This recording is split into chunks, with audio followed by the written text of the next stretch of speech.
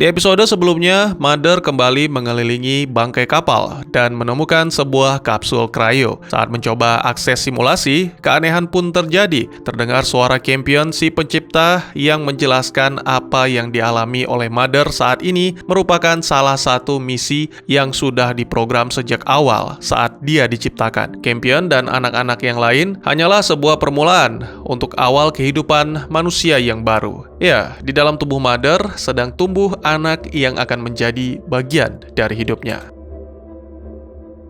Selamat datang dan selamat berjumpa kembali. Inilah dia Rise by Wolves Season 1 episode 9 dan mari ceritanya kita lanjutkan.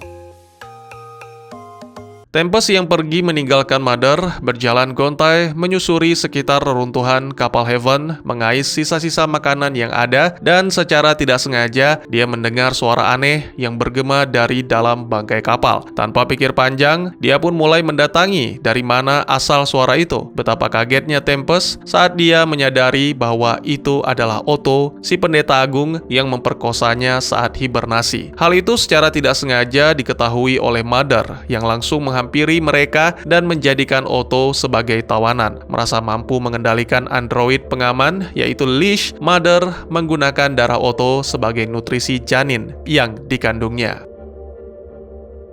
Pasca kebakaran kuil di camp, Marcus terlihat semakin ambisius untuk mendapatkan Paul kembali. Bahkan, saking frustasinya, dia memotong jari telunjuk Father yang selalu bergerak karena terlihat sangat mengganggu. Marcus dan beberapa tentara Mithraic lainnya bersiap-siap akan mencari rombongan Sue menggunakan lander. Saat Hunter dan Father sedang berkemas, Father merasakan keanehan di tangan kirinya. Sebuah layar hologram terlihat dan Hunter mengatakan ini bisa saja terjadi karena amputasi jari yang dilakukan oleh Marcus.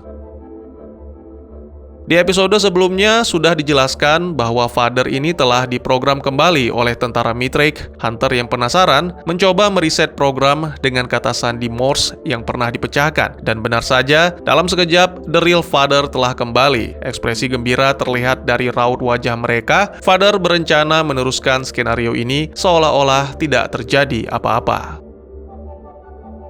Ditampilkan Sue dan anak-anak sedang beristirahat di sekitar reruntuhan kapal Heaven. Karena merasa lapar, mereka pun akhirnya masuk ke dalam kapal mencari sisa-sisa makanan untuk bertahan hidup. Secara tidak sengaja, Holly menemukan gigi dari mayat Romulus. Ia pun menyimpan benda itu karena dianggap sebagai jimat keberuntungan. Tempest menyusuri jalan bersama Mother dan si kepala baja Otto bertanya bagaimana kehamilan Mother bisa terjadi. Mother yang kebingungan dengan pertanyaan Tempest menjelaskan hal ini memang di luar pemahaman dia sebagai android. Mereka terus berjalan menyusuri tebing tandus yang terjal sampai menemukan kilauan logam yang memiliki desain sederhana. Terlihat beberapa simbol, di antaranya sekumpulan orang yang mengingatkan Tempest tentang kesehariannya bersama Father di dalam camp. Selain itu terlihat juga simbol matahari yang pastinya melambangkan Sol adalah cahaya. Tiba-tiba terdengar sayup-sayup suara. Dengan sigap Mother menyuruh Tempest dan Otto bersembunyi. Ternyata suara itu dari rombongan Sue dan anak-anak camp yang sedang menyusuri jejak darah. Suasana senang, penuh haru, menyelimuti pertemuan kembali Mother dan Campion, tetapi tidak dengan Sue. Dia begitu khawatir Mother akan menyakiti anak-anak. Saat bersiap menarik pelatuk pistolnya, Sue tercengang melihat kehamilan Mother. Menurutnya, sebuah android sangat mustahil memiliki janin di dalam tubuhnya. Mother hanya bisa memberikan penjelasan bahwa apa yang sedang terjadi saat ini adalah misi yang sudah terprogram sejak awal dia diciptakan. Mother pun memperkenalkan janinnya sebagai nomor 7. Saat Campion menyapa si nomor 7, tubuh Mother bergejolak dan dia jatuh dengan tiba-tiba. Tentu saja itu membuat semuanya panik. Sue yang tidak tega mencoba membantu Mother, serta memastikan android itu baik-baik saja. Mother sejak awal sudah curiga bahwa Sue yang sekarang adalah orang lain yang melakukan operasi wajah untuk mengelabui kaum Mithraic, termasuk Paul. Sue yang mendengar hal itu terlihat gusar dan mengancam akan membunuh Mother jika membocorkan masalah tersebut. Setibanya di lokasi batu, Marcus yang terlihat seperti orang gila menuduh Hunter telah mengetahui rencana Sue dan anak-anak untuk melarikan diri. Tetapi hal itu dibantah Hunter. Marcus yang tidak terima menyeret Hunter ke hadapan batu.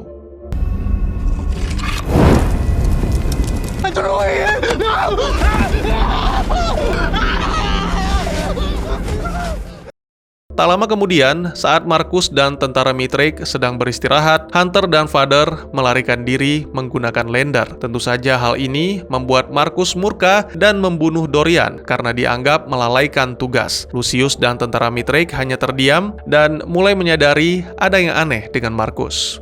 He's leading us into hell. Mother yang penasaran dengan kepingan logam mencoba memindai informasi. Seketika dia mendapat penglihatan sedang berada di tempat berkumpulnya orang-orang berjubah di sekitar batu pentagonal yang di atasnya terdapat kepala yang mengeluarkan cairan putih. Saat Mother tersadar, tiba-tiba tubuhnya merasa aneh dan benar saja ternyata Otto mengubah aliran darah Mother berbalik ke dirinya.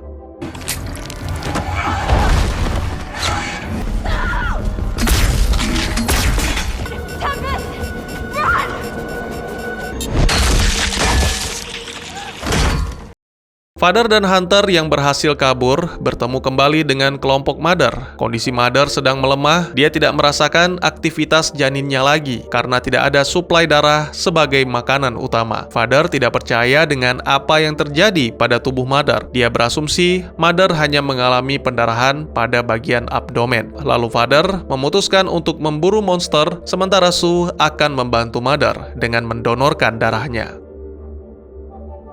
Di sudut lain, terlihat anak-anak sedang berkumpul. Paul yang asyik bermain dengan tikus peliharaannya tiba-tiba terdiam mendengar suara-suara bisikan. Dia pun beranjak pergi, meninggalkan teman-temannya. Di luar gua, dia menemukan beberapa kepingan logam milik Mother. Suara bisikan itu terdengar semakin jelas, membuat Paul melempar semua kepingan logam ke dalam kobaran api unggun. Dia meyakini ini adalah cara Saul untuk melindungi dirinya dan Mother. Tak lama kemudian, Paul kembali berkumpul dengan anak-anak camp lainnya, bercerita kepada Campion bahwa janin yang sedang dikandung Mother adalah takdir pilihan Saul yang nantinya akan membawa kebaikan dan melindungi mereka.